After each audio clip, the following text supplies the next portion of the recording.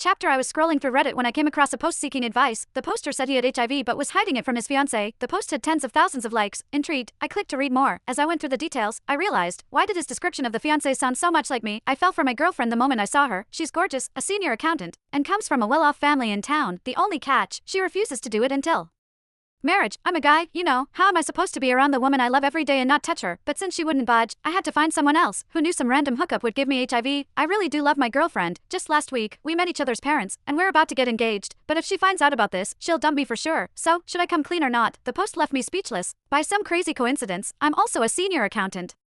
Just 2 days ago, my boyfriend Jake Allen took me to meet his folks over the weekend. Look, you can't totally blame me. If she hadn't been so frigid, this wouldn't have happened. Just my rotten luck, I guess. The comments section was a dumpster fire of disgust. After all, HIV is a serious, highly infectious disease with a grim prognosis. If this poor girl married him, her life would be over. Some people called BS, figuring it was just clickbait. The poster had no other activity or likes.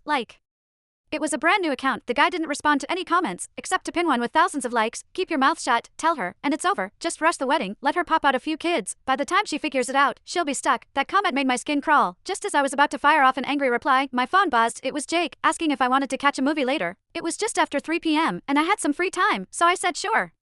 I pushed the post out of my mind and rushed to get ready. 15 minutes later, I was out the door. Jake picked me up in his car, sitting in the passenger seat. I stole a glance at my handsome, put-together boyfriend. We met through my mom's hairdresser. I'd heard his family ran a small business and had some money. He was always so sweet and attentive. We hit it off right away. I even felt lucky to have snagged someone so great. Surely, he couldn't be one of those scumbags, right? What's on your mind? Jake asked. Noticing my distant look, I snapped back to reality, shaking off the crazy idea. It's nothing, let's go. That post was probably just trolling anyway. My boyfriend wasn't like that. We saw a rom-com, his pic. Afterward, we grabbed a bite and chatted about the movie out of the blue. Jake said, Laura, you know, we're not getting any younger, just like that couple in the film. You met my parents last week, and they adore you. Why don't we tie the knot soon? I was floored. I hadn't expected him to bring up marriage out of nowhere. Sure, after meeting his parents, I knew we were heading that way, but right now, it caught me off guard. That Reddit post flashed through my mind again. After a moment, I said, marriage isn't something you rush into. We should have our families meet, and maybe get some health screening tests done first. Jake froze. What kind of health screening tests? Just a standard premarital checkup. I replied, I haven't been feeling great lately,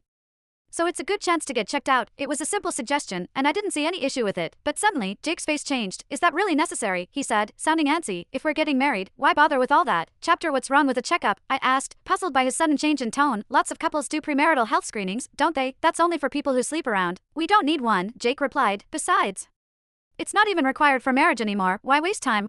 It's about taking care of our health. I was about to make my case when his phone buzzed, cutting me off. He glanced at the screen. A buddy just texted. Something urgent came up, and I need to go. Want me to drop you off first? He was already standing before I could respond. Seeing how rushed he was, I swallowed my words. No need. I can get home on my own. You should hurry, I said. All